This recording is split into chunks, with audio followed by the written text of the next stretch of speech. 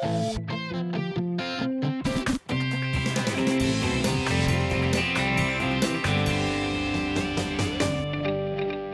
name is Mike. I'm a retired investment banker. I recently got divorced. I have 3 beautiful children who I have half the time. Kaylin is 15 years old. Jack is 14. Ella is 10. Why don't we have a conference call just so we can finalize everything? My budget is between $3 and $4 million, which does not go very far in this city. I'm reasonable enough to realize that you can't have it all. All right, bye. But I do have high standards, and I am definitely high maintenance in the sense that if I'm gonna pay this kind of money, I want to get what I want. He's targeting homes in the Russian Hill neighborhood or a nearby area called Cow Hollow. I want something that has a historical flavor to it. It has character, it has good bones, it has a soul to it. This may sound like a contradiction. I want modern amenities and contemporary on the inside. Ideally, I would have 4 bedrooms, 1 for each of us. He'd also like a lot of bathrooms. 4 would be ideal. So he's asked his friend Damon, who has a background in construction, to advise him. If there were changes, which are inevitable, I might be able to balance the costs, the time, because inevitably those things can get out of control and need to be managed. I feel like you're gonna have my back. I mean, well, I will, but I'm not going to be your yes man either. First up is a home in Cow Hollow. It's 3 bedroom, 3 bath, 3,000 square feet, and it's priced compellingly at about $2.7 million. wow, this is incredible. very cool. Dare I say the T word, so turnkey? It's turnkey with a capital T. I want to show you the kitchen, which, as you can see, is brand new. I like the kind of the dialogue going on here between this finish and the Really backsplash. The texturing kind of evokes the water a little Right. bit. There's a little office area here as well. That's cool. So it's our 3rd bathroom, but it's on this level. So what does the person in the 3rd bedroom use for a bathroom? So one of the bathrooms upstairs you'll see services 2 of the bedrooms. I like the design of this bathroom, and it definitely would become the Jill and Jill, Right. also known as the Kaylin and Ella. And here we have a nice sized bedroom on this level. I like the little bay window. Really makes it feel bigger because it's a small room. We've got nice tall ceilings here, good light, and this arrives at a 2nd bedroom. You know, a little bit smaller, but still functional. Okay. And then at the end of the hall is the master suite. And here you've got a beautiful bathroom. Ooh, I like the tile. I really like the tile. It works. Here's the master bedroom. A lot of light. And there's actually a sitting area for the master outside. It's got plants, a sitting area, but it also leads up to the major roof deck this way. It's really rare to have a glass enclosed view deck. I mean, it's not world class. Not really. You're really just getting sort of the rooftops. I know what you're gonna say. What am I gonna say? Trade-offs. Trade-offs. So now they're in the Noe Valley neighborhood, slightly outside Mike's target area, to see a 4-bedroom home. This is a classic San Francisco Victorian. This house has 4 bedrooms, 2 baths, and it's just been listed for $2,700,000. I like the price. I noticed how you quickly went over the 2-bathroom part. We'll have Yeah. to talk about that, but it's beautiful from the outside. Love the It curb really appeal. Kaylin and Ella could get married under this beautiful trellis. Actually, I don't want to think about that, but very authentic Victorian. It looks to me like it's not remodeled or updated. It looks like it's been well preserved, as opposed to being modernized like we discussed.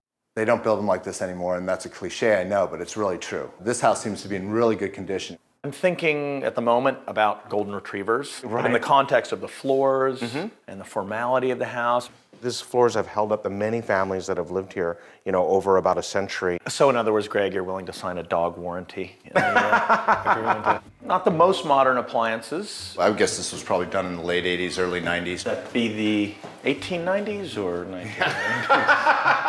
1990s. Although the finishes are a little bit dated, this isn't a major remodel. It's just replacing the finishes of what's here. Well, that's an odd place for a bathroom.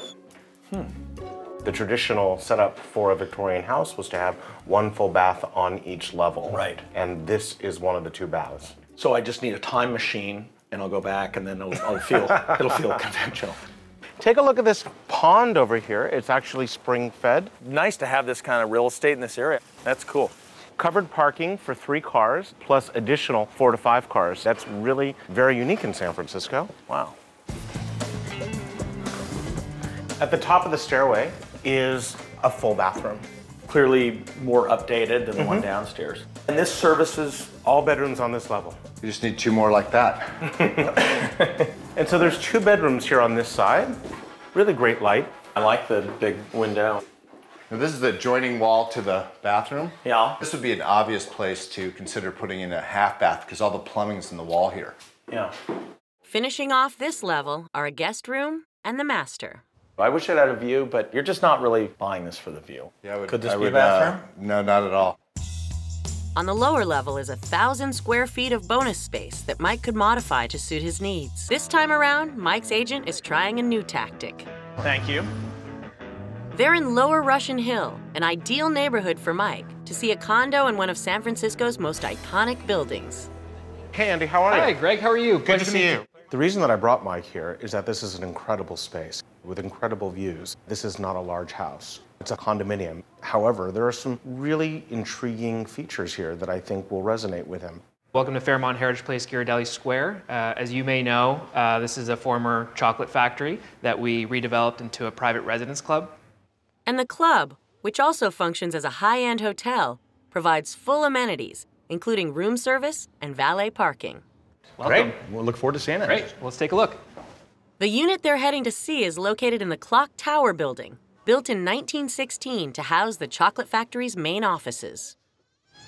Wow. So this is an incredible living room. That's the $1 million view, isn't it? Literally in this case. Yeah. Actually, $3.5 million. You're looking right into the North Bay. We see Alcatraz. It's a great view of the Ghirardelli sign. Definitely one of the most iconic landmarks in San Francisco. I love the architecture. It seems like it's a nice blend between the old and the new. What's the dog situation? Dogs are allowed. And of course, there's all these parks, public parks here. What about privacy?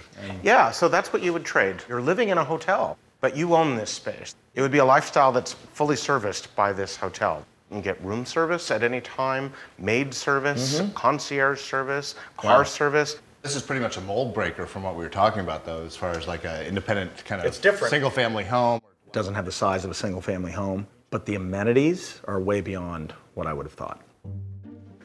Why would they put the range hood right in front of the block? Yeah, a couple of things probably we would have done differently. These counter heights don't look standard to me. Remember, up until this week, this used to be a hotel room. They had to make a certain number of rooms that were ADA compliant for disabled persons. So then why are you showing me this unit as opposed to one that is not for the ADA? Good question. I've seen other units here that have really great kitchens, but they don't have this view. Damon, do you think that this? Well, do you think this is structural? Or No, do you think we can open I this think up? all these walls, this wall could easily come out. This hood probably doesn't need to be there. So 3 bedrooms, 3 baths. Yeah.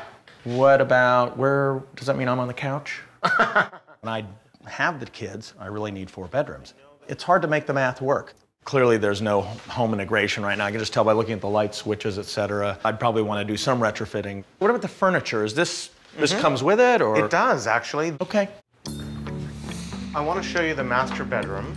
Why did they put this right here, blocking this great view? Obviously, the clear thing to do would be to take this wall out and opening this wide open and make it kind of a suite. Great idea. We can get some pretty accurate estimates together. Okay, well, which hopefully will be reasonable because this place is not cheap. Wow. A toilet with a view. Okay, wow. In San Francisco, those generally go for $1 million. Right. Don't they? Here, $3.5 million. Thanks for reminding me. I want to show you the second bedroom. Okay. It has really great scale, great space for morning light. Definitely one of the 2 girls then would have this one, since Jack's not a morning person. Right. And it does have the ensuite bathroom. Looks like the accessibility factor applies here. They get the bar and they've got a seat. This is like the master bath, except it's got a window. Oh, wow. It's got a window. It's not as large as the other room, but this glass really opens it up a lot. Right. Cow Hollow property was the most turnkey, I think, of the ones we looked at. Priced at $2.7 million, it's an updated Edwardian, converted from a retail space to a single-family home. It's got great old bones. The way it was done inside in a contemporary way. It's beautiful. It's really well done. I love the roof decks. Of course, even from the top roof deck, you don't have the views. And I'm short a bedroom and a bathroom on this property. I really thought the great room could easily be converted into a forced sleeping area. That full bath downstairs at least solves for converting on that floor. The second house is a century-old Victorian in Noe Valley, also priced at $2.7 million. The house has great curb appeal. You can tell it had a lot of history. There was a lot of love and care that went into it over the years. There's 4 bedrooms. I liked the open space and the feel in the back, but I do worry a little bit about the lack of view. I also think that it really isn't turnkey. The problem there is the 2 bathrooms, 1 on each level. The way to fix that would mean remodeling the entire upstairs, which would inevitably mean remodeling the entire downstairs to tie that all together in a consistent way. Located in Lower Russian Hill, the third place is a condo in a luxury hotel and is listed for $3.5 million. You can't imagine a more iconic place in San Francisco than Ghirardelli Square. And to be able to live in the chocolate factory, I mean, it's phenomenal. And the view speaks for itself. The amenities aspect of this property are truly unique. This property presents the 3-bedroom issue again. We could modify the great room into a 4th sleeping area. Okay. A little worried about it's not turnkey, and of course, it's by far the most expensive one. So which one will he choose?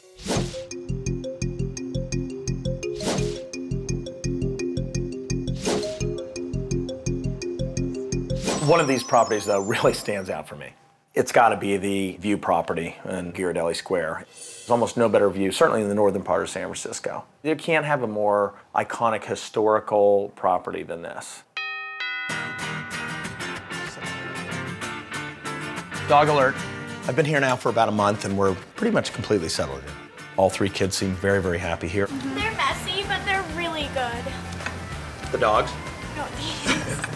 At first, I didn't like it at all because I thought the hotel thing would be weird, but I've really been able to make my room my own, and you can walk to anything, basically. We're around so many nice shops and restaurants. It's turned out to be a really great experience.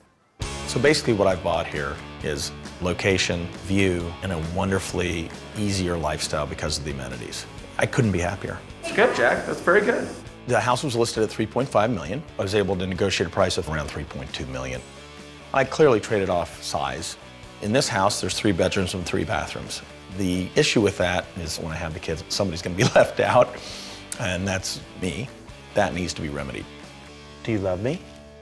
I really would like to do the Murphy bed. So on that wall, there's actually gonna be room for a queen bed, and I'm gonna add a powder room. My current thinking is to definitely redo the kitchen. This whole area will be gone. It'll be a much more flowing and integrated entertaining space. The way I look at the freedom I now have living here is in terms of time and stress, sitting in traffic. Don't have to do that. Walk down our stairs, 10 different choices of food.